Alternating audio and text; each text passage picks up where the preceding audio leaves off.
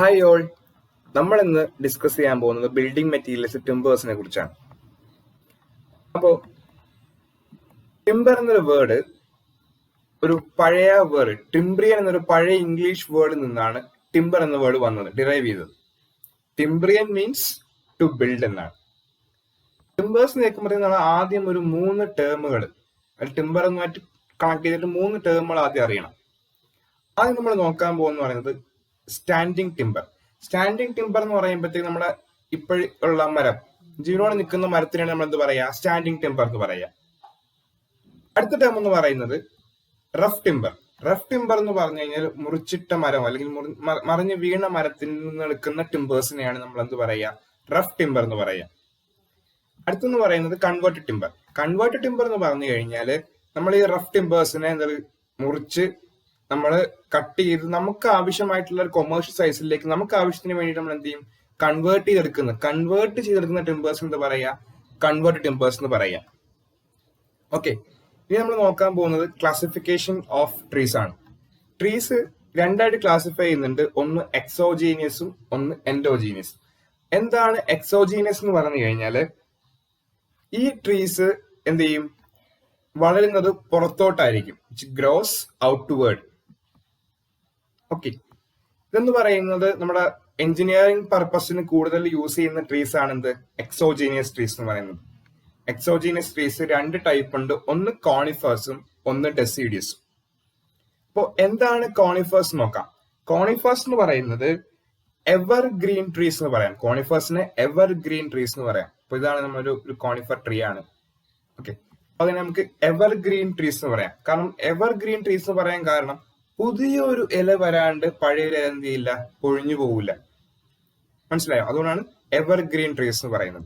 ഇനി കോണിഫേഴ്സ് എന്ന് പേര് വരാനുള്ള കാരണം എന്ന് പറഞ്ഞു കഴിഞ്ഞാൽ ഇതിന്റെ ഫ്രൂട്ട് എന്ത് ഷേപ്പാണ്, കോൺ ഷേപ്പാണ്. ഇതിന്റെ ഫ്രൂട്ട് കോൺ ഷേപ്പാണ്. ഇത് സോഫ്റ്റ് വുഡ് ആണ്. പിന്നെ ലൈറ്റ് ഇൻ വെയിറ്റ് ആണ്, ലൈറ്റ് ഇൻ കളർ ആണ്, വീക്ക് ആണ്. ലൈറ്റ് ഇൻ കളർ ആണ്, ലൈറ്റ് ഇൻ വെയിറ്റ് ആണ്, വീക്ക് ആണ്.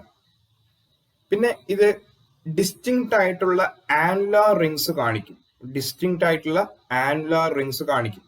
എന്താണ് ആനുലാർ റിങ്സ് എന്നുള്ളത് ഞാൻ മാക്രോ സ്ട്രക്ചർ പറയുമ്പോഴത്തേക്കും കാണിച്ചു തരാം. ഓക്കെ, അപ്പോൾ കോണിഫേഴ്സ് ഡിസ്റ്റിങ്ക്റ്റ് ആനുലാർ റിങ്സ് കാണിക്കും. ഇനി അടുത്തെന്ന് പറയുന്നത് ഡെസിഡിയസ് ട്രീസ് ആണ്. ഡെസിഡിയസ് ട്രീസ് എന്ന് പറഞ്ഞു കഴിഞ്ഞാൽ അതെന്താണ്, അതിനെ നമുക്ക് ബ്രോഡ് ലീഫ് ട്രീസ് എന്ന് പറയാം. അതിന്റെ ലീവ്സ് ബ്രോഡ് ലീഫ്ഡ് ആയിരിക്കും. ഓക്കെ, ഇതാണൊരു ഡെസിഡിയസ് ട്രീസിന്റെ ഒരു ഫിഗർ എന്ന് പറയുന്നത്. ഇതിന്റെ ഡിസൈഡിയസ് ട്രീസിന്റെ ടിമ്പർ നമ്മൾ എന്ത് ചെയ്യും, എഞ്ചിനീയറിംഗ് പർപ്പസിന് ഉപയോഗിക്കാറുണ്ട്. അത് ഹാർഡാണ്, തടി ഭയങ്കര ഹാർഡ് ആയതുകൊണ്ട് തന്നെ നമ്മൾ എന്തിനു ഉപയോഗിക്കും, എഞ്ചിനീയറിംഗ് പർപ്പസിന് ഉപയോഗിക്കും. ഡാർക്ക് കളേർഡ് ആണ്, ഹെവി ആണ്, സ്ട്രോങ് ആണ്, ഡ്യൂറബിൾ ആണ്. ഡാർക്ക് കളേർഡ് ആണ്, ഹെവി ആണ്, സ്ട്രോങ് ആണ്, ഡ്യൂറബിൾ ആണ്. പക്ഷെ എന്ത് കാണിക്കില്ല, do not show distinct annular rings. പിന്നെ ഒരു കാര്യം കൂടെ, കോണിഫേഴ്സിന്റെ ലീവ്സ്, ഇവിടെ നമ്മൾ ബ്രോഡ് ലീഫ് ട്രീ എന്ന് പറഞ്ഞു, അതുപോലെ കോണിഫേഴ്സിന്റെ ലീവ്സ് എന്ന് പറയുന്നത് എന്തായിരിക്കും, നീഡിൽ ഷേപ്ഡ് ആയിരിക്കും.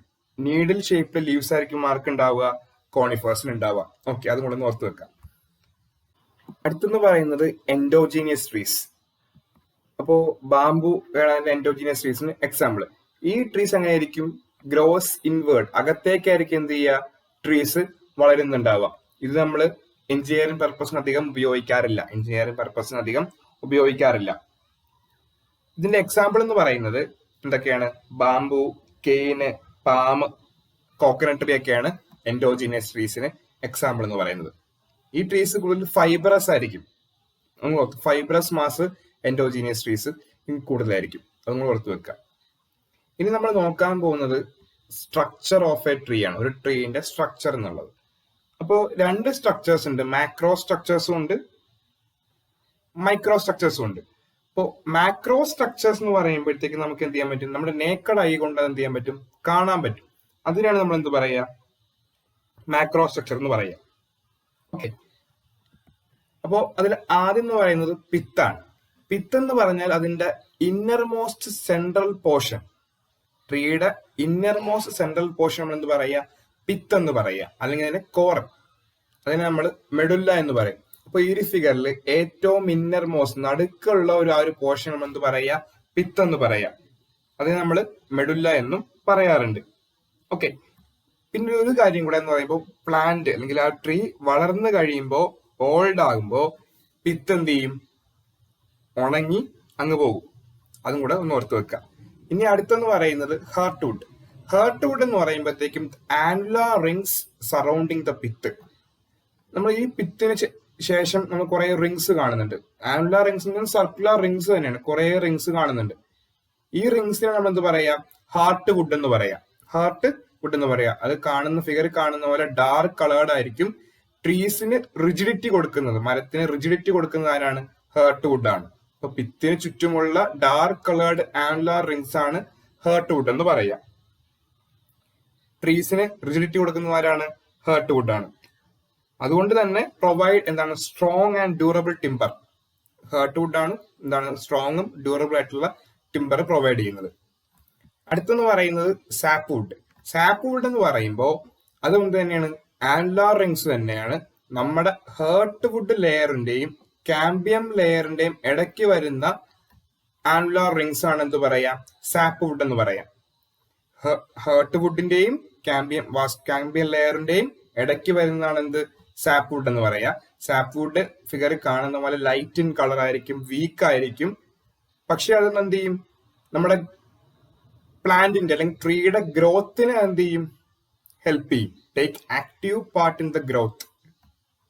പ്ലാന്റിന്റെ ട്രീയുടെ ഗ്രോത്തിന് സഹായിക്കുന്ന ഒരു പാർട്ടാണ് സാപ്പ് വുഡ് എന്ന് പറയുന്നത്. അതിന് നമ്മൾ വേറൊരു ടേം പേരുണ്ട്, ആൽബേണം എന്നൊരു പേരും കൂടെ സാപ്പ് വുഡിന് പറയാറുണ്ട്. അതൊന്ന് ഓർത്ത് വെക്കുക. സാപ്പ് വുഡിന് നമ്മൾ ആൽബേണം എന്ന് പറയാറുണ്ട്. ഓക്കെ, ഇനി അടുത്തെന്ന് പറയുന്നത് കാമ്പിയം ലെയർ.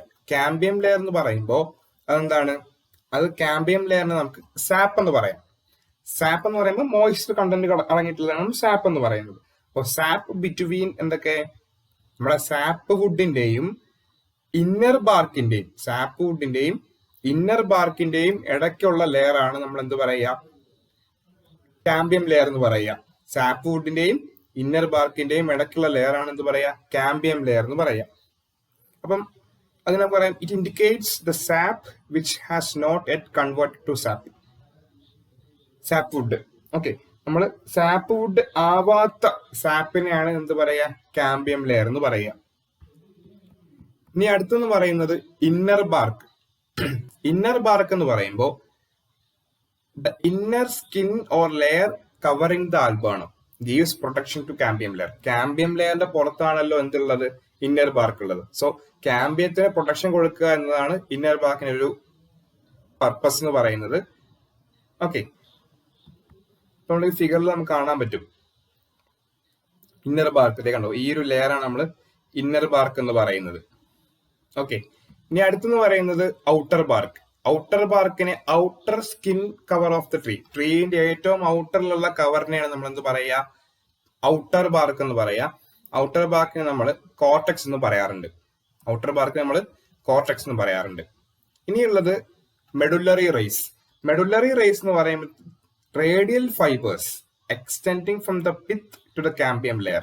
ഈ ഫിഗറിൽ നമുക്ക് കാണാൻ പറ്റും, ഈ പിത്തിൽ നിന്ന് കുറെ എന്താണ് ഫൈബേഴ്സ് ഇങ്ങനെ പോകുന്നുണ്ട്. ആ ഫൈബേഴ്സ് നമ്മൾ എന്ത് പറയാ, മെഡുലറി റേസ് എന്ന് പറയാം. പിത്തിൽ നിന്നും പോകുന്ന എന്ത്, റേഡിയൽ ഫൈബേഴ്സ് ആണ്. എവിടം വരെ, കാമ്പിയം ലെയർ വരെ പോകുന്ന റേഡിയൽ ഫൈബേഴ്സിനാണ് നമ്മൾ എന്ത് പറയാ, മെഡുലറി റേസ് എന്ന് പറയാം. ഈ മെഡുലറി റേസ് ആണ് നമ്മൾ എന്ത് ചെയ്യുക, annual ring of heart wood and sap വുഡിനെ ചേർത്ത് വെക്കുന്നത്. ഹാർട്ട് വുഡിന്റെയും സാപ്പ് വുഡിന്റെയും ആനുവൽ റിംഗിനെ ചേർത്ത് വെക്കുന്ന ആരാണ്, മെഡുലറി റേസ് ആണ്. ഓക്കെ, ഇനി നമ്മൾ അടുത്ത് നോക്കാൻ പോകുന്നത് മൈക്രോ സ്ട്രക്ചർ ആണ്.